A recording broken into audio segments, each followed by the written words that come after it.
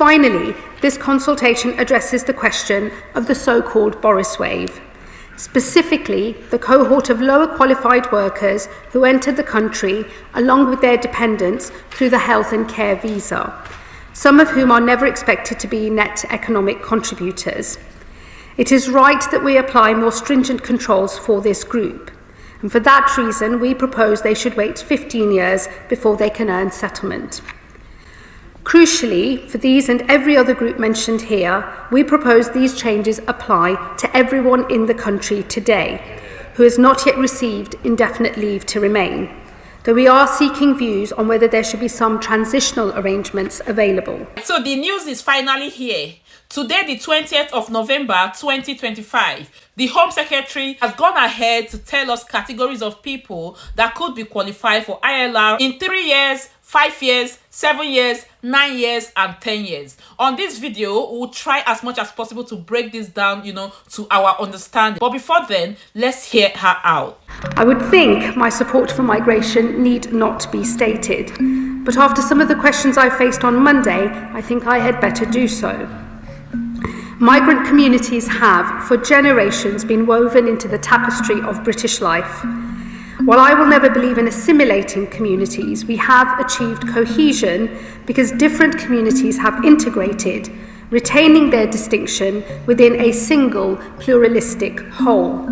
This makes demands of those already here to remain open to new arrivals, but more than that, it demands something of those arriving. To settle in this country forever is not a right, but a privilege, and it must be earned. Today, that is not the case. Settlement, or indefinite leave to remain, comes almost automatically after 5 years' residence in this country. At that point, a migrant gains access to many of the rights of a British citizen, including to benefits. As a result of the unprecedented levels of migration in recent years, 1.6 million are now forecast to settle between 2026 and 2030, with a peak of 450,000 in 2028. It's around 4 times higher than the recent average. That will now change. As this government announced in its immigration white paper, the starting point for settlement will move from 5 years to 10. To ensure this is earned, new criteria will be added, which will act as a disqualifying bar for those who do not meet them. 1.6 million are now forecast to settle between 2026 and 2030, with a peak of 450,000 in 2028. It's around 4 times higher than the recent average. That will now change.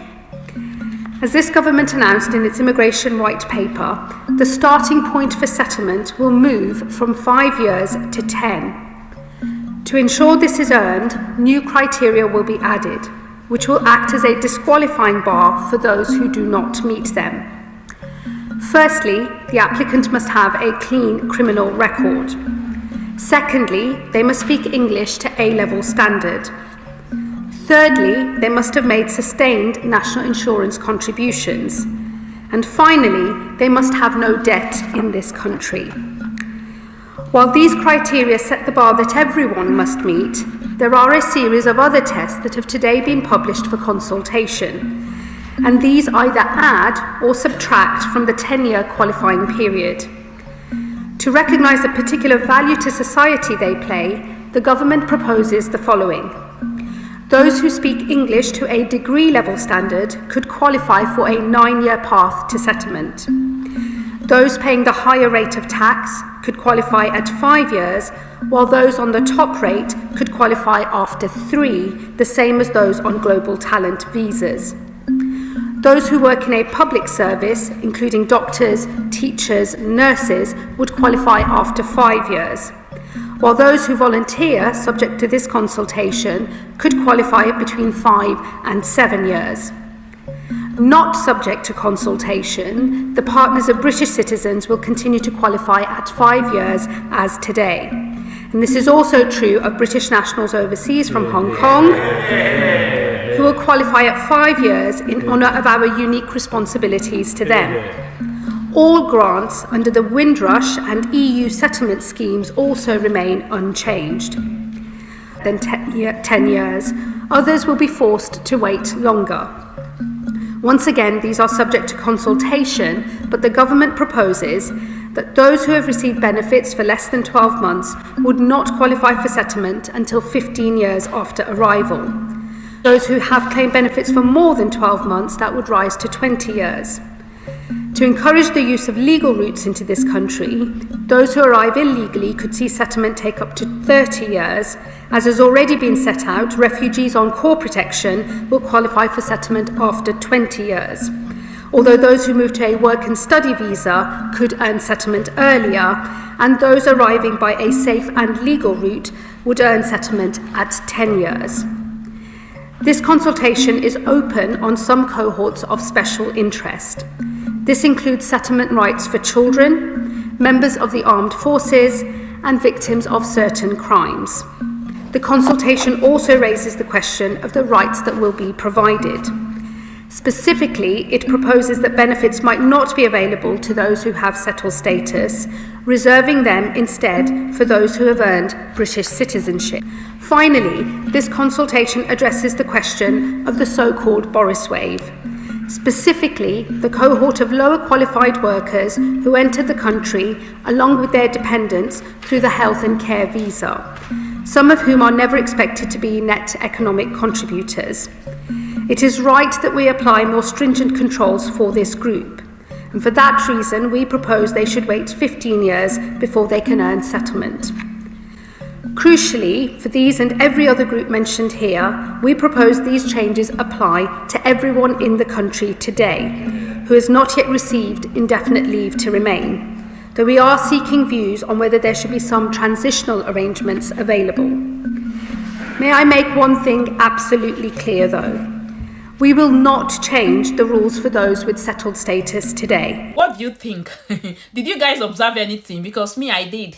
Do you know that these Ongong people, they exempted them? After that debate, I brought the thing to you guys at the time, yeah? So after that debate they had in the parliament, I think on the 8th of August to be precise, it's now clear that they exempted British nationals overseas visa holders. These people would have their ILR after 5 years. So guys, what do you think about this? Is this fair on migrants that have been here, especially the Boris wave, people that came in between 2021, 2020 till now, during that COVID period? What do you think? I will leave you to drop your thoughts on the comment section. It's very obvious that they want to make it retrospectively because she said, including people, like everyone is going to be affected as far as you have not gotten your ILR. However, for those people that already have the ILR, they don't have any issue. Guys, I don't know how it's going to be honest, but I think the best thing we should do now is to remain calm. Let's put our ears down and see if more information would be coming out regarding all this. And trust me, as soon as I receive anyone, I will definitely get you guys updated. Thank you again for watching, and I remain blessing, a Mozuzu of Blessed Blessing channel. Thank you.